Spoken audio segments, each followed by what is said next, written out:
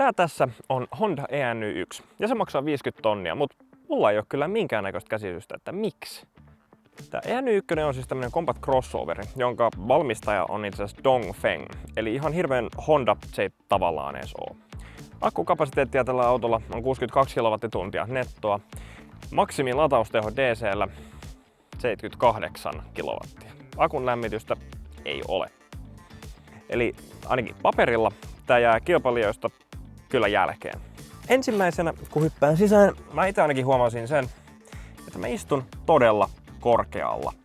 Ja penkki ei tästä alemmas mene. Eli istuma-asento on pitkällä ihmisellä vähän turhan korkea. Ja tavallaan 1/3 ehkä katseesta tuijottaa vaan suoraan kattoa. Penkitkään ei mitenkään erityisen ihmeelliset oo. Säätöä on vaan edes, takas, ylös, alas ja sitten tietenkin selkänoja. Eli mitään ristiselän tukea esimerkiksi ei ole. Ja hirveän tukeva tää ei tavallaan oo tää penkki. Kiiltävän muovin määrä on mun makuun ihan liiallinen.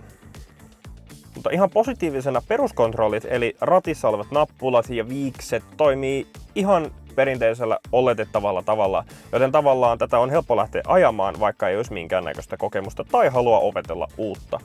Kattoikkuna on ihan jees ja se on helposti tummennettava. Tää on mun mielestä itse asiassa tosi hyvä ratkaisu. Mutta jos katsotaankin taakse, takapenkillä taas minkäännäköistä lärpäkettä ei tähän löydy. Mutta hetkonen. Tässä on pienet klipsut. Ja mitä nämä klipsut tarkoittaa, on siis se, että kun me halutaan tummentaa toi takapenkkien kattoikkuna, meidän täytyy takaluukusta hakea erilliset tämmöiset tummennuslärpäkkeet, mitkä laitetaan tonne kattoon. Ja sit kun sä haluat taas katsella taivasta, sun pitää peittää ne tuosta penkkiä yli tänne takaluukkuun. Ja käyttöjärjestelmä on omasta mielestäni hyvin tehty. Fyysisiä nappuloitahan ei ilmastoinnille ole, mutta käytännössä next best thing on se, että siinä on aina näkyvissä oleva ilmastointivalikko, jossa on ylös, alas, puhallusta, penkin lämpärit ja kaikki muut tarvittavat nappulat aina näkyvillä. Keskellä taas on yleismallinen valikko ja yläpuolella on navigaattori kautta CarPlay. Ja ne kaikki 3 on samaan aikaan näkyvillä. Esimerkiksi CarPlay ei peitä kaikkea muuta, mitä voisi haluta käyttää samalla. Mitä tulee tähän ENY 1 ajamiseen, niin ihan hirveästi mitään erikoista ei ole sanottavaa. Auto on etuveto ja sen tuntee. Ja auto niijaa aika paljon liikkeelle lähdettäessä ja etenkin jos laittaa sporttimodeen, niin sutimista tapahtuu jopa aurinkoisena kesäpäivänä ja aika reilusti ja aika kuuluvasti.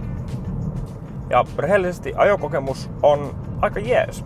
Tää oli tosi helppo auto ajoa, koska tää on suhteellisen perinteinen. Ratti on täynnä nappuloita, viikset on täysin normaalit ja aika sähköautota oletettavana ratin takana on läpyskät, jolla saa tätä regeniä säädettyä. Toisaalta jopa tää korkein regenitaso on aika maltillinen, eli jos on tottunut ajamaan korkealla regenillä tai jopa yhdellä polkimella, niin tässä autossa yhden polkimen ajo ei ole saatavilla ja korkeinkin regeni on aika kevyt. Mutta yleisesti tämän auton ajamisessa ei ole hirveästi mitään mainittavaa, ei hyvää eikä huonoa. Siitä autoa ei kyllä ainakaan voi syyttää, että se olisi normaaliin liikennekäyttöön liian hidas. 204 heppaa tässä on paperilla, 310 Nm, kun sinne olisi ollut vääntöä, mutta vauhtia se kerää yllättävänkin ripeästi, ottaa huomioon edelliset numerot. Eli liian hitaalta auto ei kyllä tunnu, mutta enempääkään tehoa tää löysä alusta ei tarvitse. Oikeastaan sanoisin, että siinä se sitten onkin. Autossa ei ole minkäännäköistä erikoista asiaa.